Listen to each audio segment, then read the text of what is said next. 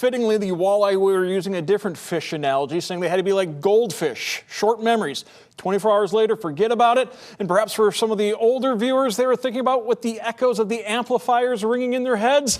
Last night, the Walleye hit the bed. Remember what Bob Seeger said. Turn the page. Former Walleye teammates Brandon Hawkins and Patrick Curry getting reacquainted. First period, Toledo shorthanded. Matt Anderson with a chance, but Jack LaFontaine gives up the juicy rebound, but it stays out of the net. Both teams going with different goalies tonight. Mavericks back on the power play. Nolan Walker, great look off the crossbar. Jan Bednar thanking the iron for the assist. Just over 2 minutes left in the period. Brandon Cruz picks David Noel's pocket. Oren Centazzo is there. Back to Cruz, and whether they're goldfish or they're walleye, Toledo in front, and that fish has seen some things. In the second period, game tied. Final seconds, 4-on-4. Bednar misplays the puck. Max Andreev, who screened on the first goal, gets the second goal. Toledo down 1 going to the third period. In that third, Mavericks put it away. Jerry McKenna rips it past Bednar. Casey would add a pair of empty net goals.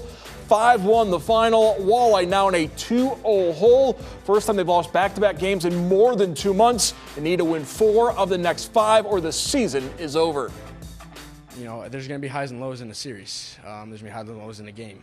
So it's just sticking to the process, trusting each other, and believing in each other in that room, which we are. No one's turning on each other, and, you know, it's a group that believes that we can get the job done no matter what it is. So, you know, it could be a high hill that we got to crawl here, but we know we're going to get the job done, do whatever it takes. I think we're fine. I mean, we just came off a 22-game heater, so there's no doubt in this group that we can win 4 of the next 5. You know, obviously it sucks. It sucks giving up 5 unanswered, but, you know, we believe in this group. There's no doubt we have the right guys, the right people, the right personnel that we can win on any given night. So obviously it stings, but, you know, once midnight hits, you just forget about it, move on.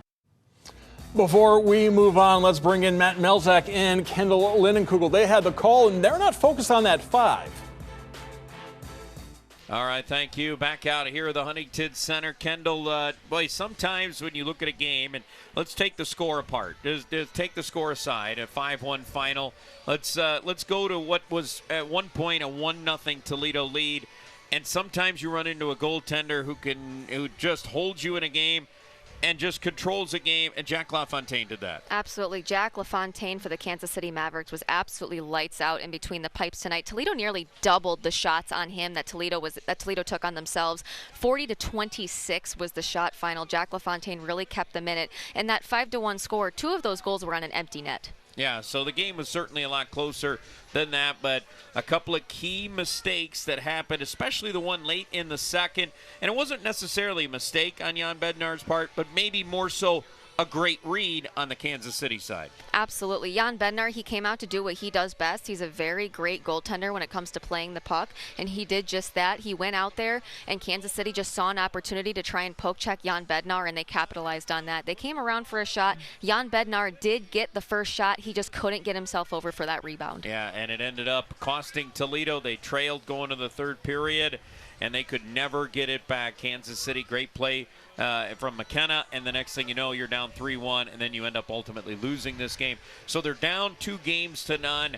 How do you get game 3 here before you head to Kansas City? I've said it all series, Matt. It's just fine-tuning those little details right there. That is just something that Kansas City has really been able to pick apart with Toledo. They've been starting to get frustrated because they know they're down 2-0 in a series. Monday is a must-win. Emotions have been starting to get the best of them. It's just really starting to buckle down and stay focused and just make sure you don't make those little mistakes causing those little turnovers that Kansas City has been able to capitalize on. Now we'll see if Toledo can do just that coming up on Monday night. They get a day to think about it, and they need a win coming up on Monday. We'll see if they can do it. Back to you in the studio.